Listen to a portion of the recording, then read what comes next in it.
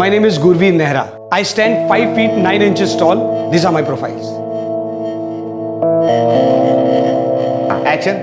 शालिनी, अगर तुम मेरे माँ बाप की इज्जत नहीं कर सकती तो मुझे नहीं लगता है कि हमें यह रिश्ता आगे बढ़ाना चाहिए। ये बात तुमसे क्यों नहीं कहते? क्या वो मेरी जरा भी इज्जत करते हैं? शालिनी प्लीज, घर के बड़े हो और हमारे घर की हमारे परिवार की एक परंपरा है, संस्कृति है, संस्कार है। सिर्फ हमारे परिवार की नहीं, पूरे देश की परंपरा है बुजुर्गों की इज्जत करना। ठीक था ना? पासपोर्ट कॉपी, फोटो आईडी और बैंक स्टेटमेंट, सारे पेपर्स हैं। अरे धीरज भाई, घर का जल्दी करवा दो ना, गेस्ट हाउस में रह रहा हूँ, खर्चा भी हो रहा है बहुत। गुरुवीर भाई, एक बार पुलिस वेरिफिकेशन का स्टैंप लग गया, फिर फ्लैट की चाबी आपके हाथ में है। अब डिपॉजिट का चेक लाया हो कि नहीं? जी, ये डिपॉजिट का चेक भी है और पहले महीने का भाड़ा भी। वेरी गुड, कल तक फ्लैट मिल जाएगा। और एक्टिंग वैक्टिंग कैसी कर रही है? कोशिश जारी है, ऑडिशंस पे ऑडिशन दे रहा हूँ, कहीं ना कहीं कुछ काम लग ही जाएगा। अरे क्या कामले साहब, कहाँ हो आजकल? दर्शन नहीं होते आपके। अरे फुर्सत किधर है, ड्यूटी रहता है, कभी नाकाबंदी कभी कुछ। अरे कभी कभार इस गरीब की दुकान पे आओ, चाय वाय पीते हैं साथ में। है टाइम मिलेगा ना तो जरूर आएगा मैं। थैंक यू कामले साहब। क्या महज कुछ डॉक्यूमेंट्स की फोटोकॉपी से एक इंसान की पहचान हो सकती है? क्या पता चल सकता है कि वो कौन है, कैसा है? क्या ये बेजुबान कागज उसके किसी गुनाह से जुड़े होने की दस्तक दे सकते हैं? जो सर, ये है पुलिस एनओसी के साथ गुरवीर जी के सारे पेपर्स। एक कॉपी मेरे पास है।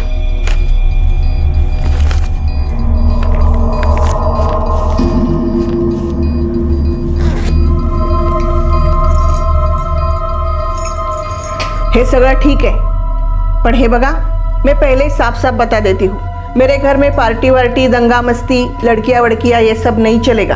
अगर सोसाइटी वालों ने बॉम्ब कर दी तो मैं सुनने वाली नहीं हुआ। अरे आंटी, आप कोई भी बात का टेंशन मत लो। अगर सोसाइटी वाले ने मेरे खिलाफ एक भी कंप्लेन आपको की तो दूसरे दिन आप चाबी मुझसे ले लेना, बस।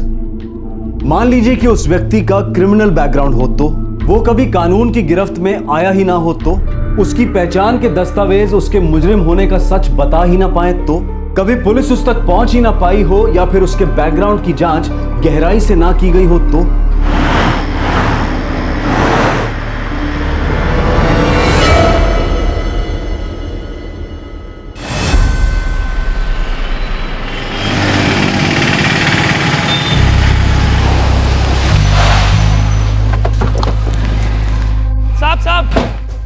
साहब सलाम साहब।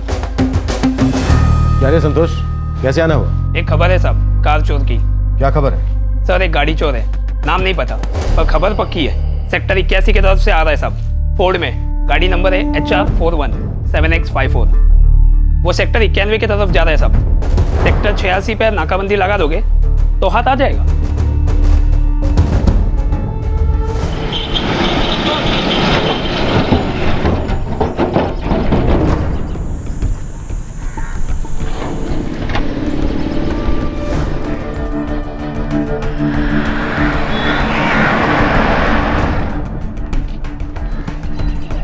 खबर पक्की भी है या फिर टाइम पास? सर शायद चोर पहले भाग गया। सर वो देखिए, लगता है खबर पक्की है।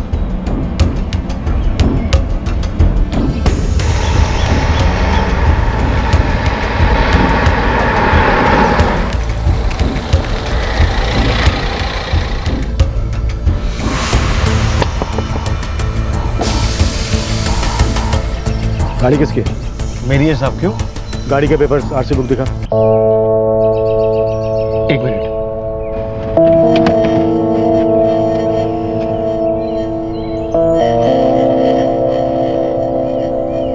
क्या है ये?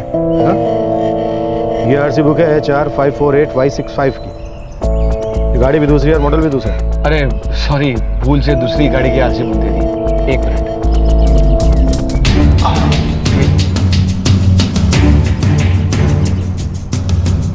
चल बाहर आ जा। क्या हो गया सर? बेवकूफ समझाए क्या? ये आरसी बुक भी दूसरी गाड़ी की है। चेसिस नंबर इंजन नंबर दोनों के सेम है। चक्कर क्या है? और तू है कौन? अरे साहब एक्चुअली वो मैं आरसी बुक लाना भूल गया हूँ। मैं एक्टर हूँ और गाड़ी मेरी है। एक्टर है तो एक्टिंग तो ठीक से कर ले। चल अब थाने में चल के एक्टिंग दिखा। आजा। सर मैं सच बोल रहा हूँ, मैं मुंबई में रहता हूँ, एक्टर हूँ और यहाँ पर कुछ दिनों से कुछ काम के लिए आया हूँ। गाड़ी किसकी है? जल्दी बोल। दोस्त की है सर। नाकाबंदी पे तो आरसी बुक ऐसे दिखा रहा था जैसे गाड़ी तेरे बाप की हो। एक्चुअली सर वो आरसी बुक और पेपर्स डैशबोर्ड में रखे होते हैं तो मुझे लगा मेरे दोस्त ने भी वहीं रखे होंगे। फटाफट अपने दोस्त का नाम और नंबर बोल। बलदेव आनंद। नंबर बोल। 44436 आपके द्वारा डायल किया गया नंबर वैध नहीं है। सर ये नंबर मौजूद नहीं है। इसका दोस्त भी मौजूद नहीं होगा, है ना? नहीं सर मैं सच बोल रहा हूँ, मैं मुंबई से आया हूँ, मैं एक्टर हूँ।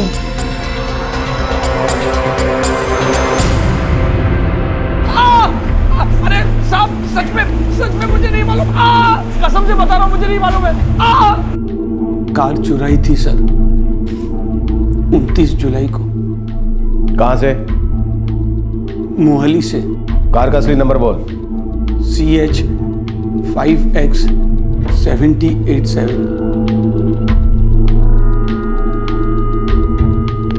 हाँ कुलदीप, 30 जुलाई की रिपोर्ट है। गाड़ी है फोर्ड आइकॉन, नंबर है CH 5X 7087। गाड़ी मार्केट एरिया से चोरी हुई थी। ठीक है सर, ये फोर्ड गाड़ी चोरी तो हुई थी। मोहाली थाने में इसकी रिपोर्ट भी दर्ज है, लेकिन इस बंदे का कहीं कोई रिकॉर्ड नहीं, ना मोहाली में, ना चंडीगढ़ में और ना ही पंचकुला में। पहली बार हाथ मारा है। बंदा नया है पर है स्मार्ट। वैसे तो एक्टर कहता है अपने आप को, पर कार क्यों चुराई इसने? गुरवीर नेहरा जो अपने आप को एक्टर बता रहा था, पंचकुला में एक गाड़ी की चोरी के लिए पड़ा गया। क्या वो कोई छोटा मोटा चोर चक्का था? मैं गाड़ी बेचने ही वाला था सर। अब तक और कितनी गाड़ियां चुराई हैं?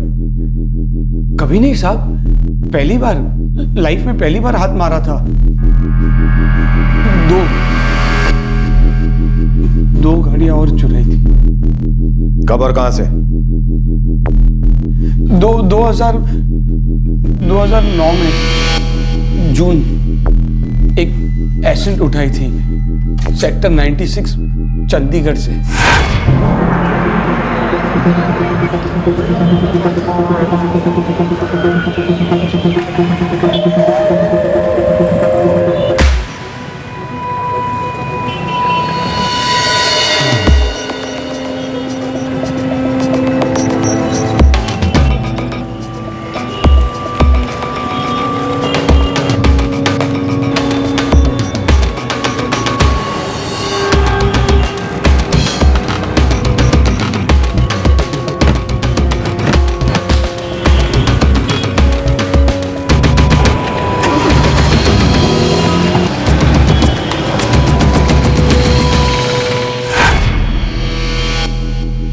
और दूसरी? जुलाई 2010 में। कहां से? पंचकुला सेक्टर 97 से एक क्लब के बाहर से ब्लैक कॉलेज उठाई थी।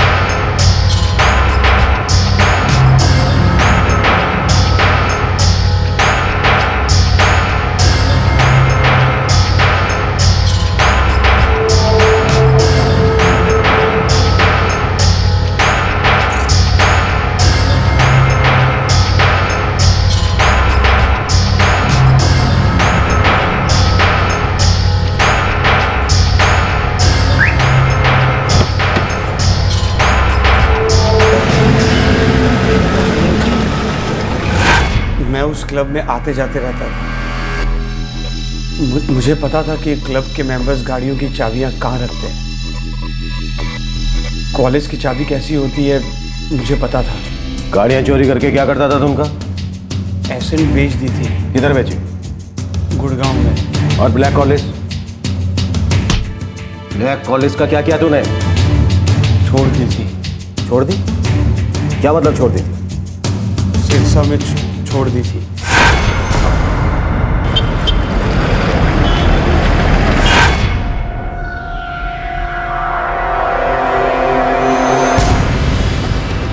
बंदा टेढ़ा लगता है, आधी बात बता रहा है और आधी छुपा रहा है। खोदेंगे तो बहुत कुछ बाहर निकलेगा सर। एक बंदा जो गाड़ी चुरा कर बेच देता है, वही बंदा ब्लैक कॉलेज को सिरसा में क्यों छोड़ देगा? कुछ तो वो छिपा रहा है। सेक्टर 97 के क्लब के बाहर से वो ब्लैक कॉलेज चुराता है और सिरसा में छोड़ देता है। सच बोला सर। कसम से बता रहा हूं, मुझे नहीं मालूम है। साहब सच में मुझे नहीं मालूम।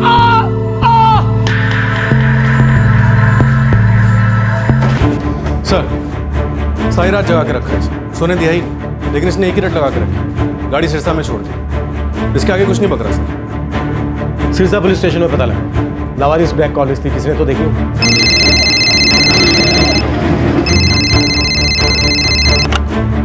Sirsa police station. PSI Kuldeep Arora, sector 78 Panchkula.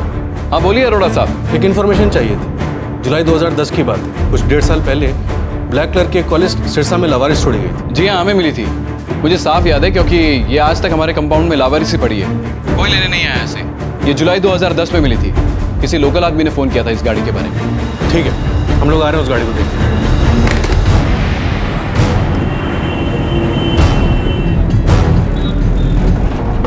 मुझे लगता है गुरवीर नेहरा 2 गज जमीन के ऊपर है तो 10 गज जमीन के नीचे।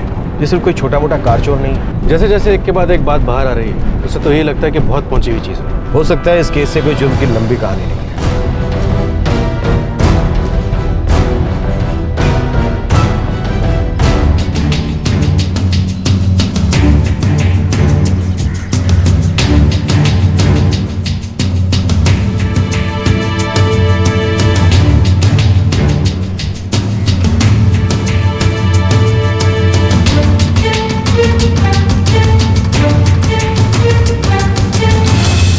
हमने RTO से पता किया, ये नंबर नकली है और गाड़ी के अंदर से भी ऐसा कुछ नहीं मिला जिससे शक पैदा हो।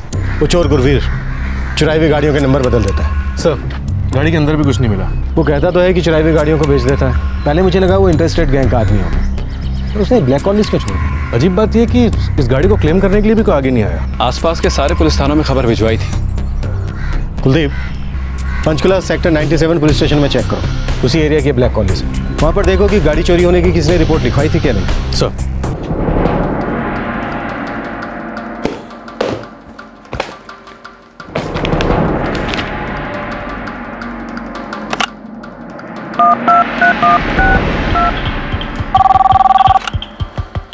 Police sub inspector Kuldeep Arora, sector 78 Panchkula. Police sub inspector Harjinder Singh बोल रहा हूँ, सेक्टर 97 से। हाँ हरजिंदर, कुछ पता चला उस ब्लैक कॉलेज के बारे में? एक रिपोर्ट है ब्लैक कॉलेज चोरी होने की। 28 जुलाई 2010 को क्लब 97 के बाहर से चोरी हुई थी। और वो ब्लैक कॉलेज सिरसा में लावारिस पड़ी मिली थी। अजीब बात है, यहाँ ब्लैक कॉलेज से जुड़ी एक और रिपोर्ट है, अलग केस है। कौन सा केस? सर हमारा शक सही निकला, ब्लैक कॉलेज से जुड़ा हुआ एक और केस है। गुरवीर के कारनामों का पिटारा खुलने लगा।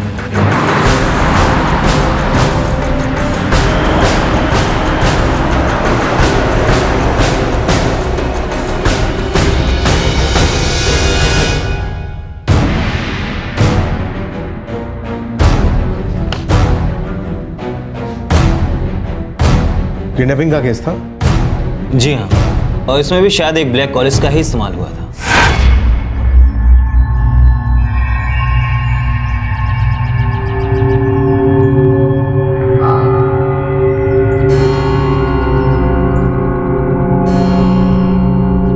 सिर्फ एक छोटा सा शक कि गुरवीर सिर्फ कार की चोरियों में शामिल नहीं हो सकता। इसी शक के आधार पर जांच शुरू हुई और जुर्म का पिटारा खुलने लगा। गुरवीर द्वारा जुलाई 2010 को चुराई गई गाड़ी का जिक्र एक किडनैपिंग केस में मिला। और तहकीकात का पहिया तेजी से घूमने लगा। नहीं सर, मैं कसम खा के कहता हूँ, मुझे तो पता भी नहीं कोमल कौन है। मैंने तो उसका नाम भी नहीं सुना है कभी। सर मैं सच बोल रहा हूँ, मेरा किसी भी किडनैपिंग में हाथ नहीं है।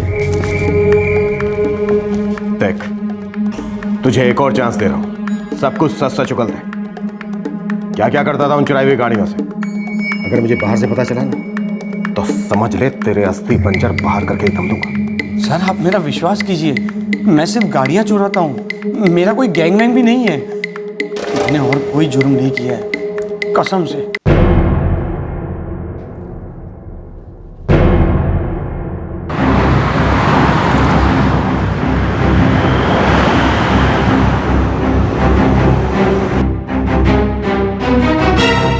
किडनैपिंग केस में इन्वेस्टिगेटिंग ऑफिसर बसी साहब थे, वो 5 मिनट में इधर ही आने वाले हैं।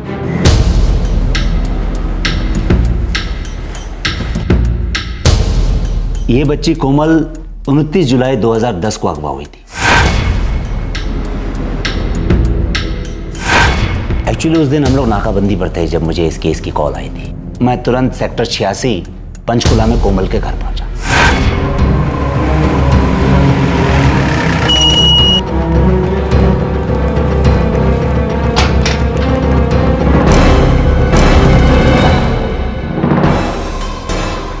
मैं फैक्ट्री में था, तभी मेरी पत्नी कोमल की मां सिमरन का फोन आया और इसने मुझे बताया कि कोमल कहीं मिल नहीं रही। ये सब कितने बजे हुआ था?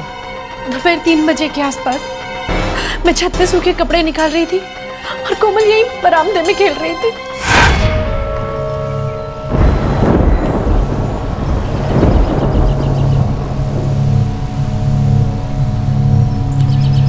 ओए कोमल, चल अंदर चल, बहुत जोर से बारिश होने वाली है। सिर्फ 5 मिनट में आई। अगर जरा भी भीगी ना तो बहुत पिटाई होगी। नहीं भीगूंगी। प्रॉमिस? प्रॉमिस। अपना काम खत्म करते ही मैंने कोमल को आवाज दी। कोमल कहाँ चली गई? कोमल, कोमल, कोमल, कोमल, कोमल, कोमल, कोमल, कोमल, कोमल, कोमल, कोमल, कोमल, कोमल, कोमल, कोमल बेटा, कोमल बेटा। क्या हुआ भाभी जी?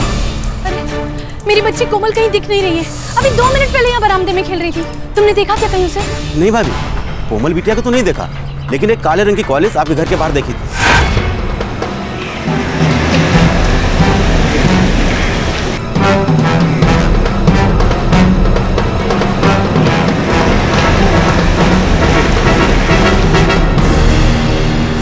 तुमने किसी को कोमल को ले जाते हुए तो नहीं देखा? नहीं भाभी जी, क्वालिस आई और वापस चली गई, बस इतना ही देखा था।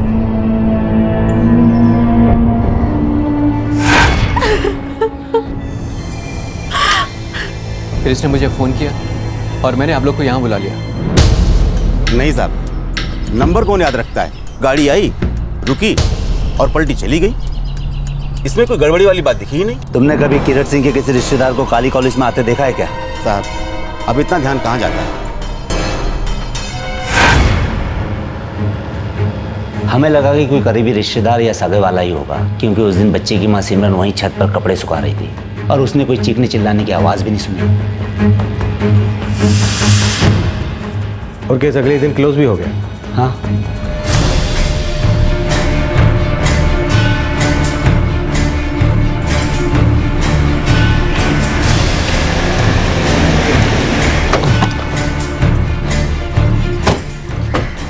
सिमरन सिंह आप ही हैं? जी मैं ही हूँ। क्या बात है? हमें आपसे और आपके पति किरण सिंह से कुछ बात करनी है। लेकिन वो तो फैक्ट्री में अभी। तो बुलाइए उनको, बात कुछ अर्जेंट है। किरण सिंह जी, आपकी बेटी की किडनैपिंग का केस अगले दिन ही क्लोज हो गया? जी हाँ। क्यों? देखिए, हमारे लिए जानना बहुत ज़रूरी है कि केस क्लोज क्यों हुआ। केस आपके लिए शायद क्लोज हो गया हो, लेकिन उसकी दस्तक आज भी कहीं सुनाई दे रही है। मुझे आज भी वो तारीख याद है।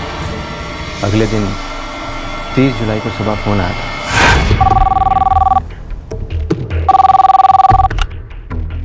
हेलो, कोमल मेरे पास है। कौन बोल रहा है? ये सब जानकर क्या करेगा?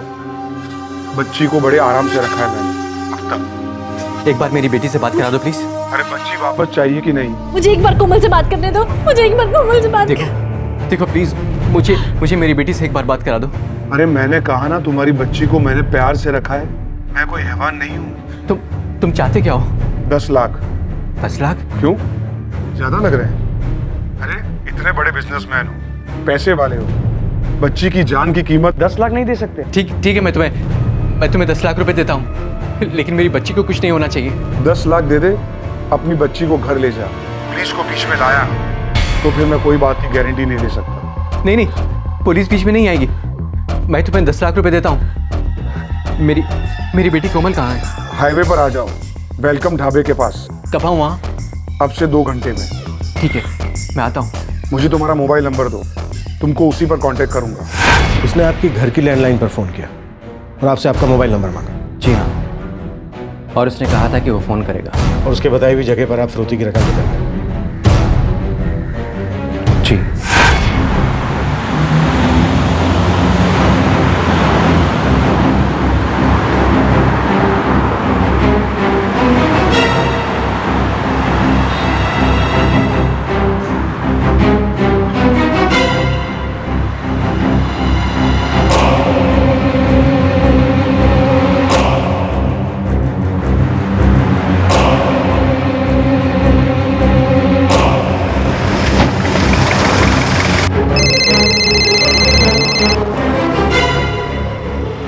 हेलो। हाथ में बैग तो दिख रहा है, पर अंदर पूरे 10 लाख है ना? हाँ, पूरे 10 लाख रुपए हैं। अच्छा, अब एक काम करो, तुम जहाँ खड़े हो वहाँ से राइट में 20 कदम चल कर आओ, सड़क के किनारे पर बैग को रखो और जहाँ खड़े थे वहीं वापस लौट कर जाओ। पहले ये बोलो, कोमल कहाँ है? अरे बाबा, तुमको तुम्हारी बेटी मिल जाएगी, पहले पैसे तो दे दो। हेलो।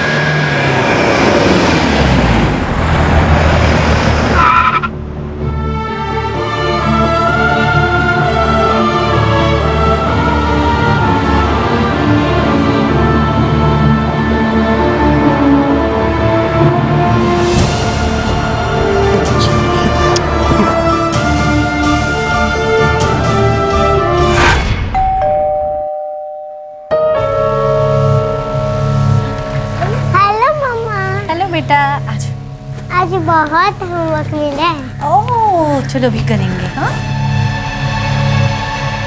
आपने उस किडनैपर का चेहरा देखा था जो कॉलेज में था? जी हाँ, देखा था। वो चेहरा मैं जिंदगी भर नहीं भूल सकता। आप हमारे साथ चलिए, हमने एक आदमी को हिरासत में लिया है, उसकी पहचान करने के लिए आपकी मदद चाहिए। चलो उठ।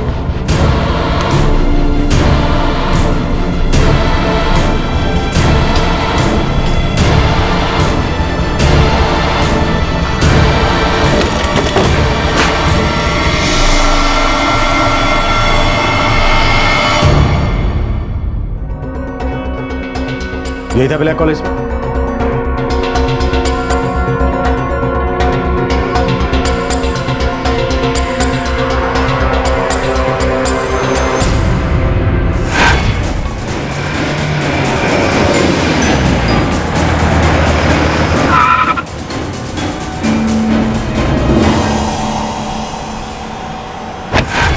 हाँ सर, यही था कॉलेज में। सर, ये सब कुछ क्या हो रहा है? कौन है ये भाई साहब? मैंने तो इनको पहले कभी नहीं देखा है साहब। चल। अरे साहब, ये क्या कर रहे हो? गलत कर रहे हो, मुझे फंसा रहे हो साहब। पक्का ये वही है ना? हाँ सर, ये वही था। मैंने आपसे कहा था ना इसका चेहरा मैं जिंदगी भर नहीं भूल सकता। भगवान ही जानता है वो रात हमने कैसे गुजारी जब हमारी बच्ची कोमल इसके कब्जे में थी।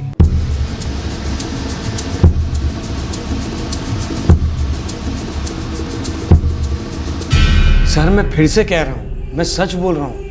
मैं सिर्फ गाड़ियां चुराता हूँ, मेरा कोई किडनैपिंग विडनैपिंग के हाथ नहीं है।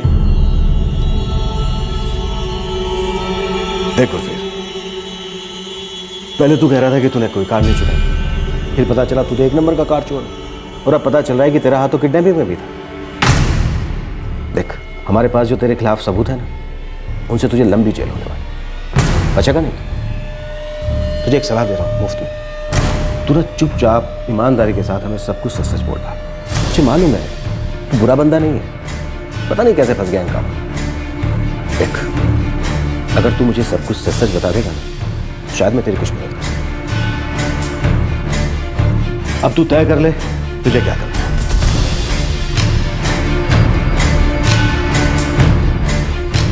तो बता, सच बोलेगा? और कितनी किडनैपिंग की तू, और कहां कहां? देख, मैं शराफत के साथ तेरे साथ पेश आ रहा हूं, वो भी पुलिस वाला हूं। मौके का फायदा उठा ले, सच बोल रहा। सर, वो एसेंट जो मैंने 2009 जून महीने में चुराई थी,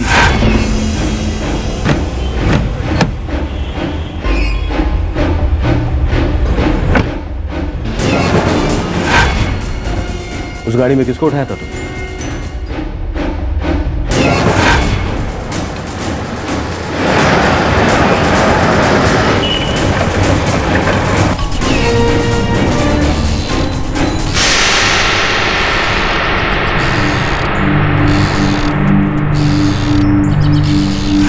एक बच्ची थी श्रुति, पंचकुला सेक्टर 108 से उसको उठाया था। बड़ी ही शांति से गुरवीर अपना दूसरा जुर्म कबूल करता है। वो बताता है कि उसने 2009 में एक और बच्ची श्रुति का अपहरण किया था, कोमल के अपहरण से 1 साल पहले। क्या वो सच बोल रहा था या कोई कहानी गढ़ रहा था, या फिर अब भी वो जितना बता रहा था उससे कहीं ज्यादा छुपा रहा था? कौन थी ये लड़की श्रुति और क्या हुआ था उसके साथ?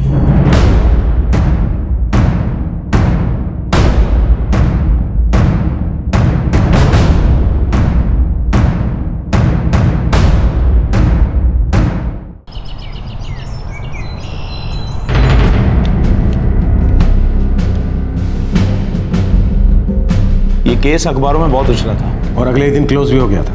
जी हाँ।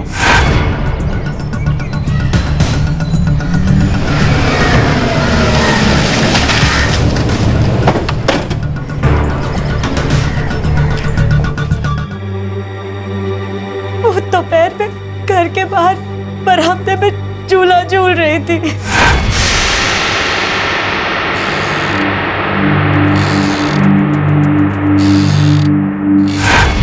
कमरे में थी, बाहर आई तो श्रुति नहीं थी। श्रुति, श्रुति, श्रुति, श्रुति, श्रुति, कहाँ चली गई? जुर्म का वही तरीका जो कोमल को किडनैप करने में किया गया था। एक आई विटनेस भी था जिसने श्रुति को गाड़ी में ले जाते देखा था। सर, वो एक काली एसेंट में था। आपने श्रुति को गाड़ी में उस आदमी के साथ जाते देखा? जी हाँ। तो आपने गाड़ी रोकने की कोशिश नहीं की? सर, मुझे क्या पता था, मुझे लगा कि कोई रिश्तेदार होगा। बहुत आराम से गाड़ी में बैठ के जा रही थी।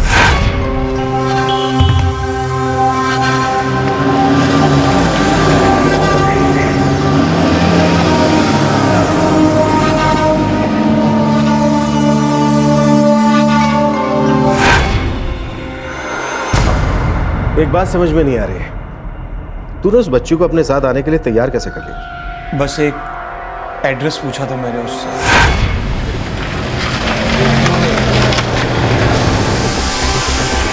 अरे बेटा, ये एड्रेस पता है क्या आपको? कौन सा एड्रेस अंकल? बेटा ये कोठी नंबर 14 कहाँ पड़ेगा? कोठी नंबर 14। हाँ, अगर आप आगे से लेफ्ट लोगे ना तो राइट साइड पे पहला ही कोठी नंबर 14 है। वो बेटा एक्चुअली मैं कब से ढूंढ रहा हूँ, मुझे मिल नहीं रहा है। अगर आप मेरे साथ आकर मुझे दिखा दो तो मैं आपको वापस यहीं छोड़ दूंगा। Okay uncle. So sweet of you, please come. क्या नाम है बेटा आपका? श्रुति। श्रुति, वेरी नाइस नेम। और मेरी स्कूल का नाम KS।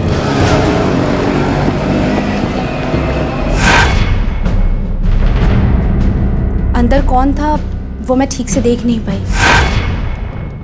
श्रुति की फोटो लेकर हम तलाश करने निकले, बहुत जगह ढूंढा, पर केस कुछ आगे बढ़ पाता उससे पहले ही, यानी कि अगले ही दिन श्रुति के फादर रमन सिंह के घर के लैंडलाइन पर किसी ने कॉल किया।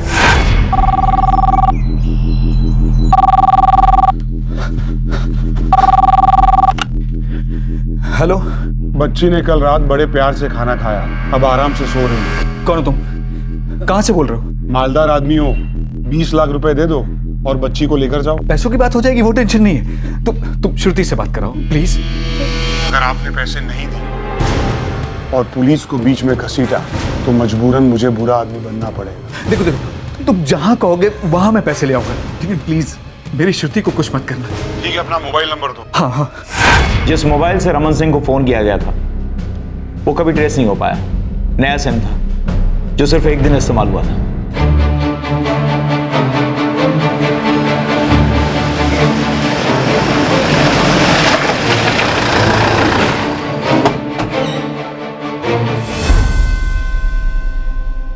फिर आप फिरौती की रकम देने गए?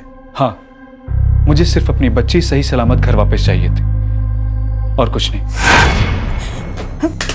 पैसा चाहे कोई गम नहीं, आप कुछ भी करो, बस मेरी बच्ची को घर ले आओ, मेरी श्रुति को घर ले आओ। उसने मुझे सेक्टर 128 के नाले वाले एरिया में बुलाया था।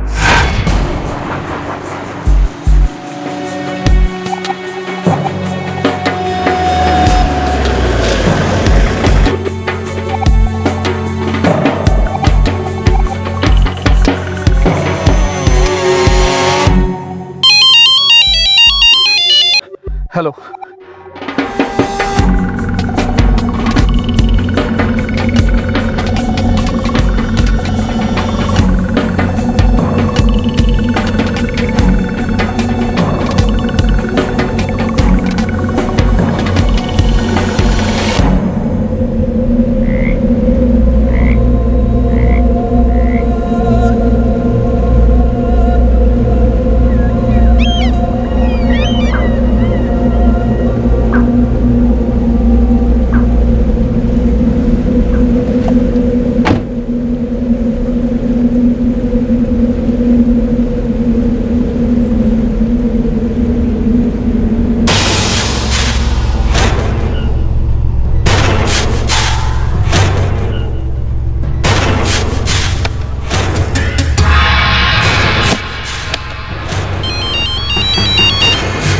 हेलो।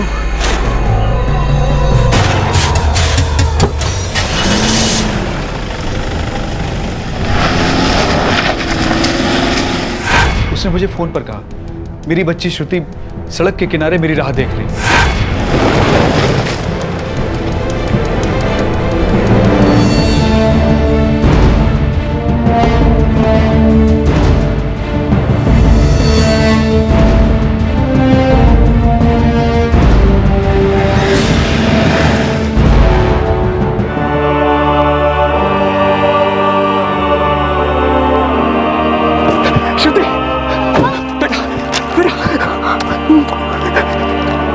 पापा आप कहाँ गए थे? पापा आगे ना, ठीक हो ना?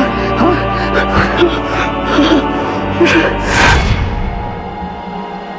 पैसा चला गया पर कोई गम नहीं, बच्ची सही सलामत घर वापस आ गई। हमारे लिए उतना ही बहुत था।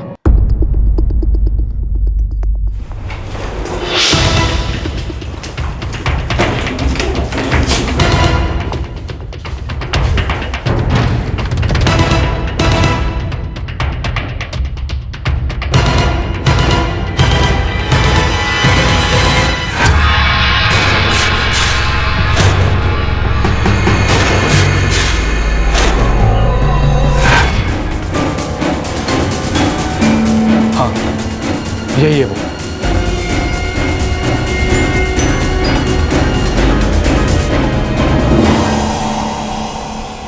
अपहरण के 2 अलग अलग केसेस, पर तरीका एक, फिरौती की रकम मिलने के बाद बच्चों को लौटा दिया गया। गुरवीर मुंबई में स्ट्रगलिंग एक्टर जरूर था, लेकिन उसकी जो कहानी पुलिस के सामने आई वो किसी सीरियल या फिल्म की कहानी नहीं थी। गाड़ी चोर और अपहरणकर्ता किसी सीरियल का पात्र नहीं, बल्कि इस कहानी का एक्टर एक बहुत ही शातिर और चालाक मुजरिम था। गुरवीर के जुर्म के किस्से सुनकर पुलिस पूरी तरह से शॉक्ड रह गई। अब सवाल ये उठ रहा था कि अभी और कितने शौक बाहर आने बाकी थे।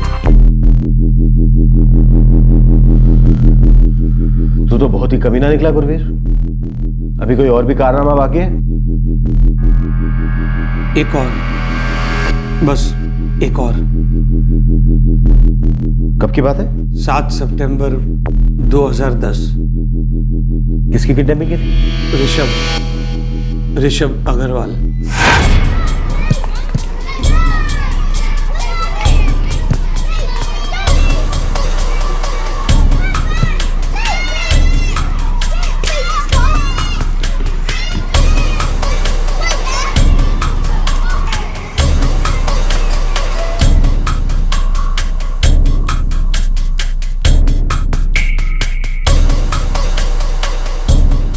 तूने बहुत अच्छी कीपिंग की। Keep it up.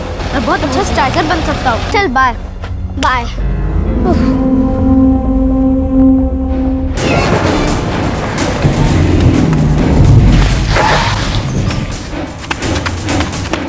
पापा पापा पापा।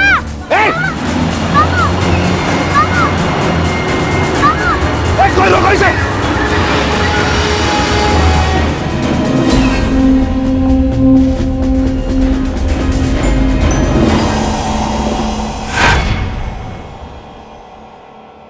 ऋषभ अग्रवाल, सेक्टर 187, चंडीगढ़।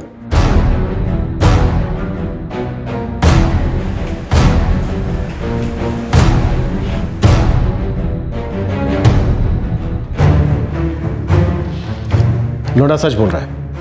ऋषभ अग्रवाल की किडनैपिंग सचमुच में हुई थी नवंबर 2010 में, और वो केस अगले दिन ही क्लोज हो गया था।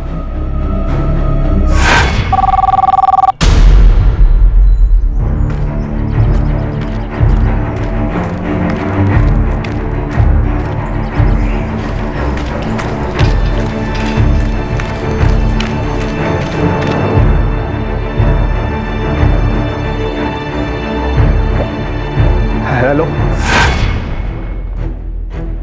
गुरवीर ने पड़ोसी के घर फोन किया और सुशील अग्रवाल को वहां बुलाया। हाँ, एक्चुअली अग्रवाल जी का लैंडलाइन फोन 2 दिन से बंद था।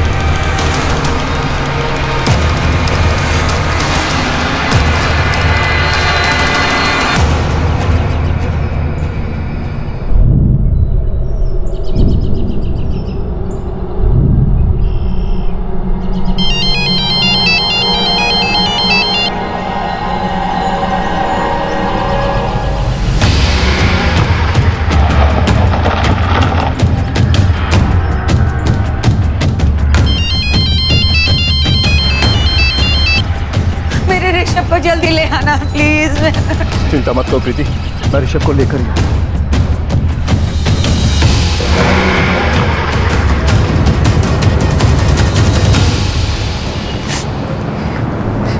यार किस झंझट में फंस गया है। देखो पुलिस बुलाया है, देखते हैं क्या होता है यार।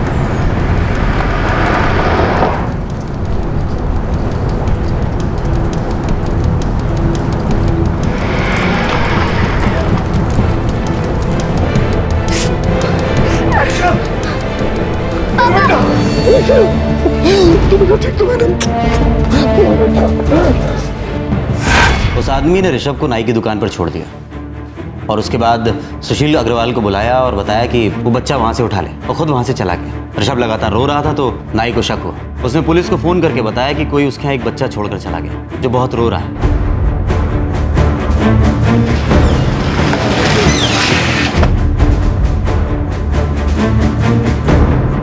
तारीख भी पक्की याद है साहब, 8 सितंबर 2010।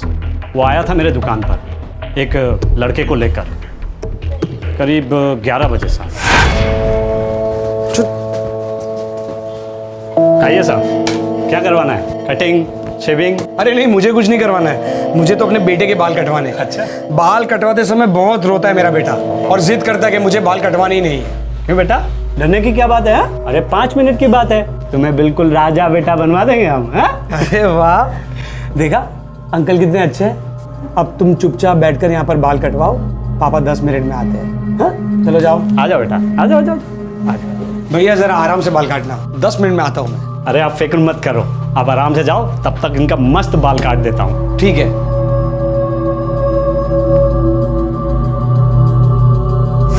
पापा अभी आ जाएंगे ऐसा कह के बंदा निकल गया साहब। हमें लगा वही पापा है, कैसे पता चलता साहब कि वो लड़का अगवा हुआ है। थोड़ी देर बाद वो लड़का रोने लगा। पापा। क्या हुआ? क्या हुआ बेटा? रो मत, ऐसे बाल काट दूंगा कि पता भी नहीं चलेगा, बिल्कुल नया स्टाइल बना दूंगा तुम्हें। और पापा बोल के गए थे ना जल्दी वापस आ जाएंगे। वो मेरे पापा नहीं है, वो मुझे उठा के लाए।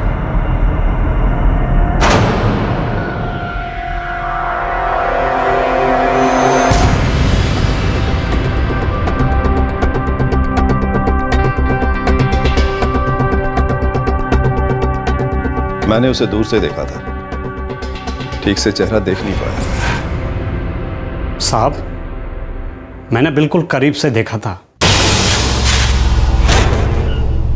100% ये वही आदमी है। आइए साहब, क्या करवाना है? Cutting, shaving? अरे नहीं, मुझे कुछ नहीं करवाना है।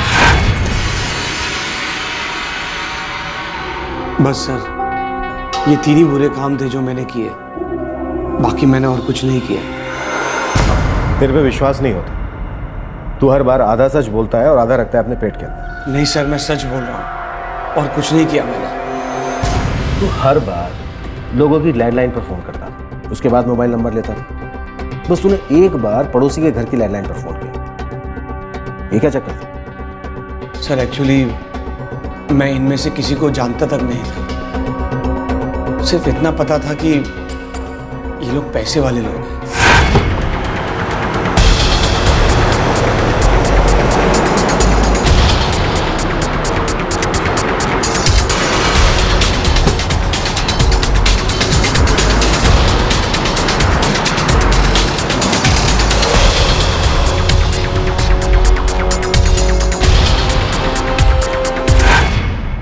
नाम पता होता था और ये कि पार्टी पैसे वाली है।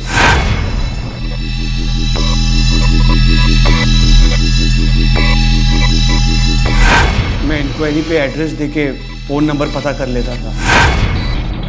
जी, किरट सिंह, सेक्टर 86। हाँ जी, रमन सिंह, पंचकुला, बंगलो नंबर सुशील अग्रवाल, सेक्टर 187 चंडीगढ़। जी, विक्रम सिंह जी का नंबर चाहिए था, सेक्टर 187 चंडीगढ़।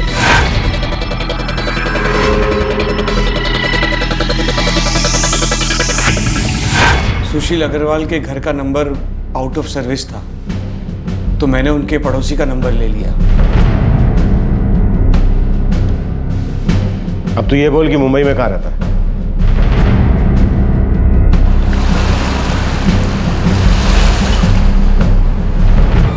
क्या? शक्ल देख के कौन कह सकता था कि इतना पहुंचा हुआ बदमाश है गुरवीर? हमें उस औरत से मिलना है जिसके घर में गुरवीर रह रहा था। मैं अभी उन्हें फोन करता हूं।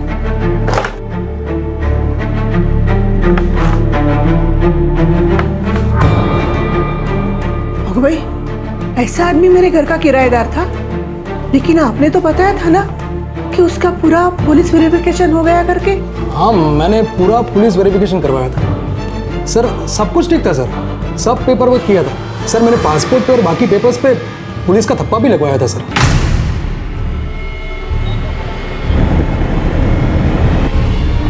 सर, ये गुरवीर बड़ा शातिर है, इसकी जन्मपत्री पर पुलिस का ऐसा ठप्पा लगेगा कि कभी बच नहीं पाएगी। इसकी चार्जशीट इतनी तगड़ी बनेगी कि कड़ी से कड़ी सजा मिलेगी। ऐसे लोगों का खुलेआम घूमना खतरे से खाली नहीं। और बात तो इतने इत्मीनान से करता है जैसे इसे हर वो गली मालूम हो जहाँ से बचकर निकल सकता है। ऐसा लगता नहीं है कि तूने इसे अब अकेले किया होगा। चल बोल, कौन कौन है तेरे साथ? सर मैं सच बता रहा हूँ, मेरी कोई गैंग नहीं है, मैं अकेला हूँ। कहाँ से चलाता है तू अपना ये धंधा? और फिरौती में जो तूने पैसा वसूला, क्या किया उस पैसे का? गुड़गांव में एक फ्लैट खरीदा है सर। पता बोल।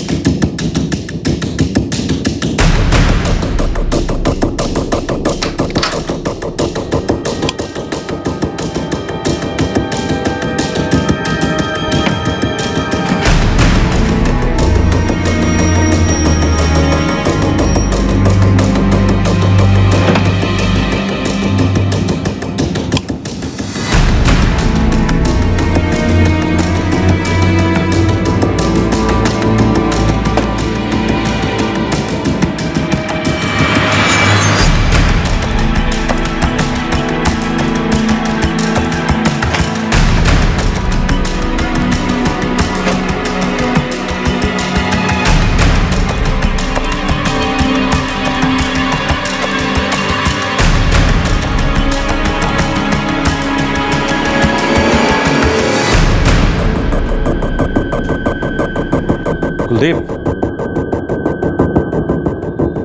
इसका बैंक स्टेटमेंट तो देखो, काफी माल इकट्ठा गया है।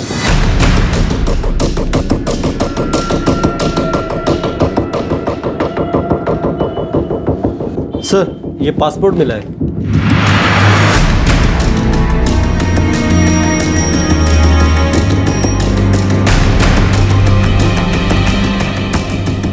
इंडिया से बाहर भी कई बार जा चुका है। कोई क्रिमिनल रिकॉर्ड नहीं है, इस वजह से आज तक पकड़ा नहीं गया। तभी तो वेरिफिकेशन में भी क्लीन चिट मिल जाती है।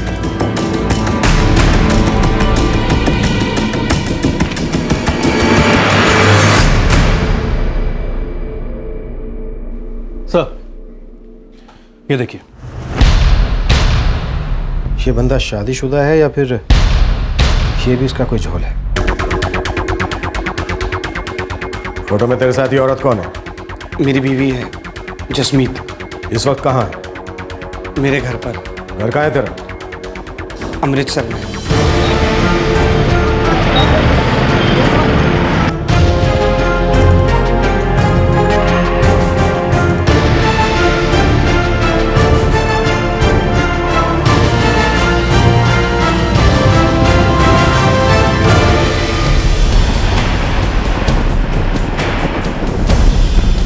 जी ठीक है, हम अभी आते हैं। Thank you sir. एक नई इन्फॉर्मेशन आई, गुरवीर के घर जाने से पहले हमें अमृतसर पुलिस स्टेशन का चक्कर लगाना होगा। क्यों? अब कौन सा गड़ा मुर्दा बाहर आया? सर अभी तक तो इसका नाम किडनैपिंग केस में आ रहा था, लेकिन अब लगता है इसकी जिंदगी एक दलदल है। मतलब? 3 अपहरण, गाड़ियों की चोरियां, ये तमाम जुर्म सामने आने के बाद और भी अभी कुछ ऐसा था जो पुलिस के सामने आना बाकी था। पुलिस हैरान रह गई थी कि इतनी लंबी जुर्म की दास्तान के बाद भी ये इंसान खुलेआम कैसे घूम रहा था।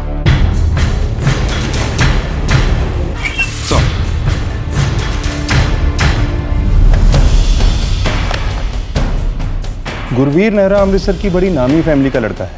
इसके पिता अमरजीत नेहरा शहर के बड़े रईस व्यापारी थे, काफी दानी किस्म के आदमी थे। हुआ क्या था ये बताइए। गुरवीर के पिता अमरजीत नेहरा का मर्डर हुआ था 12 अगस्त 2002 को उनके अपने ही घर में।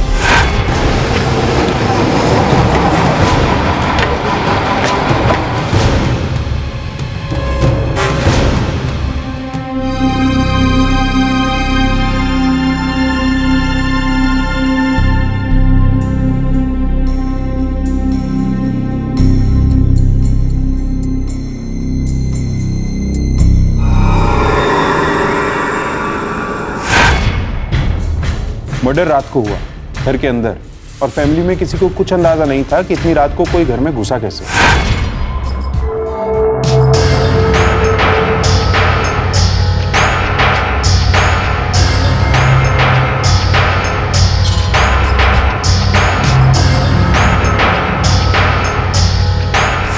इस केस के लिए हमने डॉग स्क्वाड बुलवाया।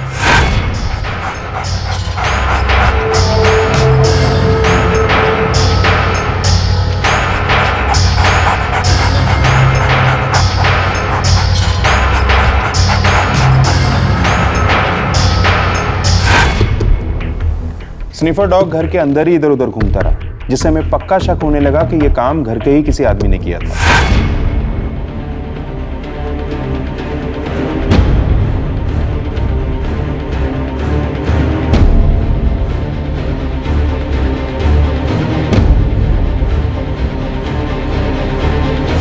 घर के हर बंदे, हर रिश्तेदार से पूछताछ की गई। हम जानते थे मामला अंदरूनी है।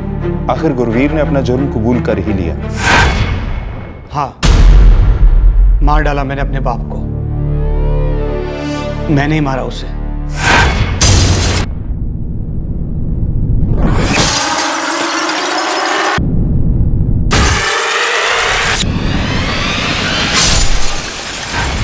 पैसा इतना था घर में कि पूछो मत, पर वो पैसा हमारे लिए नहीं था, दुनिया भर में बांटने के लिए था।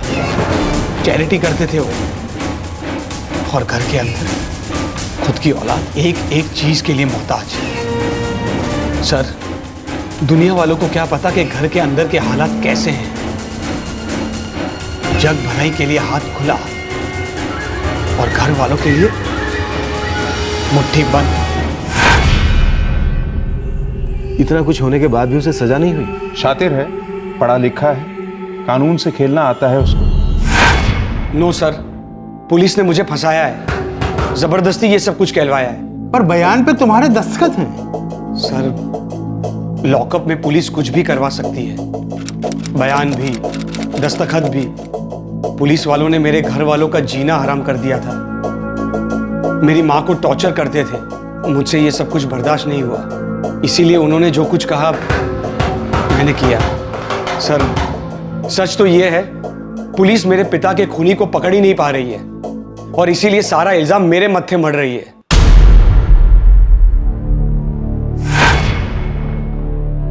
3 हफ्ते बाद ही उसे बेल मिल गई। और आपको उसके खिलाफ कोई ठोस सबूत नहीं मिला? जी नहीं।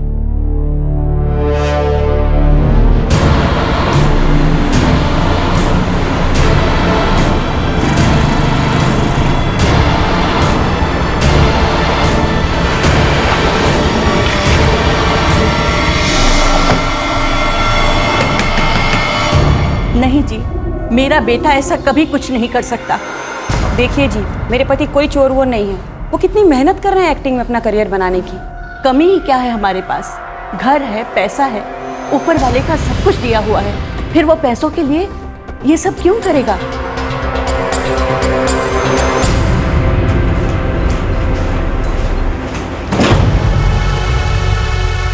सर, गुरवीर की बैंक अकाउंट डिटेल से साफ पता चल रहा है कि जब जब उसे फिरौती की रकम मिली है, तब तब उसके अकाउंट में एक बड़ी रकम डिपॉजिट हुई है। किडनैप हुए बच्चों के परिवार वालों के सारे बयान भी हमारे पास।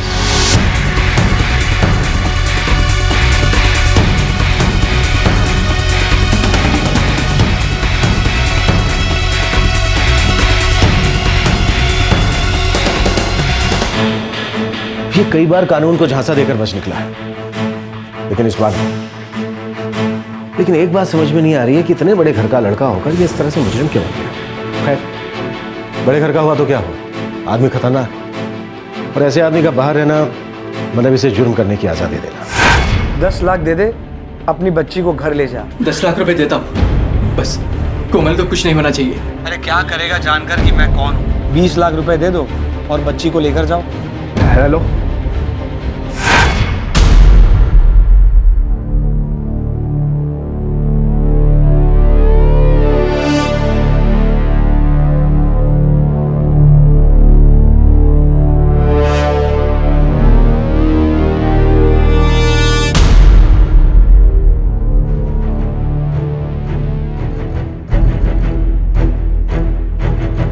मेरे क्लाइंट मिस्टर गुरवीर नेहरा इन तमाम केसेस में बेकसूर है सर।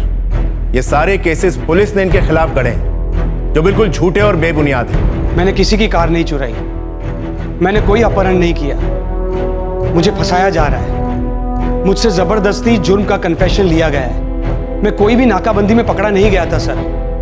पुलिस ये बात भी झूठ बोल रही है। चल बाहर आ जा। क्या हो गया सर? दरअसल पुलिस वालों से एक घरेलू मामले को लेकर मेरा झगड़ा हुआ था, और इसी बात को लेकर इन्होंने मुझे हिरासत में ले लिया। तब से मुझे झूठे केसेस में फंसाने में लगे।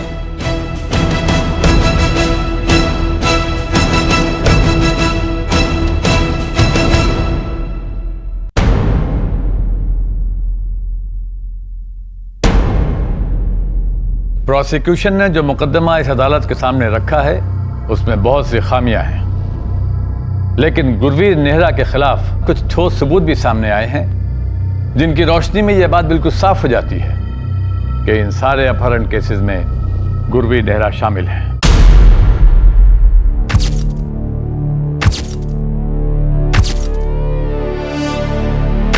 इस अदालत में पेश किए गए सारे सबूत फर्जी और बेबुनियाद नहीं हो सकते हैं, इसलिए कि उन लोगों ने गुरवीर नेहरा को पहचाना है जो अपहरण के शिकार परिवारों से जुड़े हुए थे और जो न तो गुरवीर नेहरा को पहले से जानते थे और न ही उनसे उनकी कोई दुश्मनी थी कि जिसकी वजह से वो उन्हें झूठे केसेस में फंसाने की कोशिश करते हैं। इसलिए यह अदालत गुरवीर नेहरा को इन सारे अपहरण केसेस में दोषी पाते हुए मुजरिम करार देती है।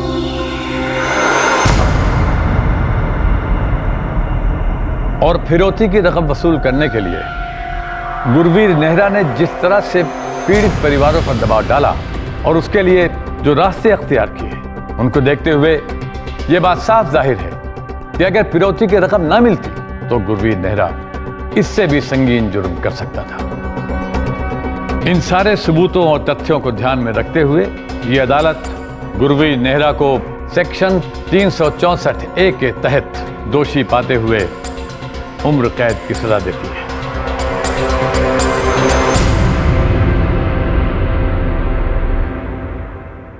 यह फैसला सेशन कोर्ट का है और इसके खिलाफ हाई कोर्ट में अपील की जा सकती है। फिलहाल गुरवीर नेहरा जेल में सजा काट रहा है। एक कार की चोरी ने जुर्म के पिटारे को खोल दिया और एक दहला देने वाला सच सामने आया कि इतने जुर्म करने के बाद भी गुरवीर पुलिस की गिरफ्त से बचकर निकल पाया था। यहाँ पर एक सीधा पर जरूरी सवाल उठता है कि अगर कोई ऐसा मुजरिम है जिसे पुलिस अब तक अपनी पकड़ में नहीं ले पाई है, तो क्या उसके वेरिफिकेशंस की कानूनी कार्रवाई से उसकी सच्चाई का कभी पता चल सकता है? पासपोर्ट, पैन कार्ड क्या कभी उसके जुर्मों की काली स्याही को दर्शा सकते हैं? क्या एक ठप्पा लग जाने से एक आदमी की सत्यता प्रमाणित की जा सकती है?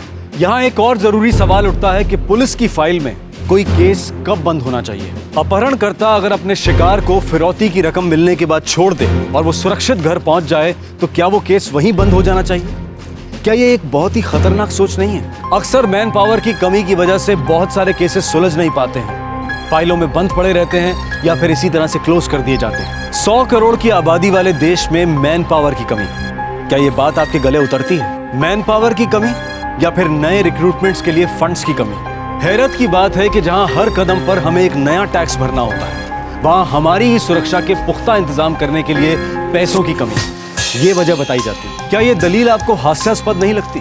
प्रशासन और कानून के सामने जुर्म को रोकने से बड़ी और क्या जिम्मेदारी हो सकती है? कई बार जब सिक्योरिटी की वजह से हमसे हमारे वेरिफिकेशन के लिए प्रमाण मांगे जाते हैं, बहुत सारी कागजी कार्रवाई करनी पड़ती है, तो हम चिढ़कर कहते हैं कि क्या मैं कोई मुजरिम? कितने कारोबार, कितनी एजेंसीज अपने बिजनेस को आगे बढ़ाने के लिए, क्लाइंट्स को बढ़ाने के लिए, टारगेट्स को अचीव करने के लिए आधे अधूरे दस्तावेज स्वीकार कर लेते हैं ये कहकर कि हम मैनेज कर लेंगे, हो जाएगा। जब हम खुद ही कानूनी प्रोसीजर्स का पालन नहीं करते हैं, चीजों को मैनेज करने वाला एटीट्यूड रखते हैं ताकि हमारा काम जल्दी से हो जाए, तो फिर हम ही तो जिम्मेदार होते हैं ना वेरिफिकेशन के प्रोसेस को खोखला बनाने के लिए। और तब एक ऐसा शख्स सामने आता है जिसके दस्तावेज बिल्कुल बेदाग होते हैं और उन पर कहीं भी उसके जुर्म के इतिहास का कोई उल्लेख नहीं होता। जरूरी है कि हम भी सतर्क रहें और व्यवस्था को भी अपना काम सही तरीके से करने दें। चाहे किसी के डॉक्यूमेंट से पता ना चले, लेकिन मुजरिम कहीं भी किसी भी नकाब में छुपा हो सकता है और ऐसे मुजरिम को ना देख पाना यानी जुर्म की दस्तक को अनसुना कर देना होता है। आपसे फिर मुलाकात होगी क्राइम पेट्रोल दस्तक में एक और नए केस के साथ। तब तक अपना ख्याल रखें, सुरक्षित रहें और याद रखें, जरूरी कागजात के मामले में एक्स्ट्रा अलर्ट रहना ही बेहतर है। जय। इस तरह के और भी एपिसोड देखने के लिए हमारे चैनल को सब्सक्राइब करें और बेल आइकन दबाना ना भूलें।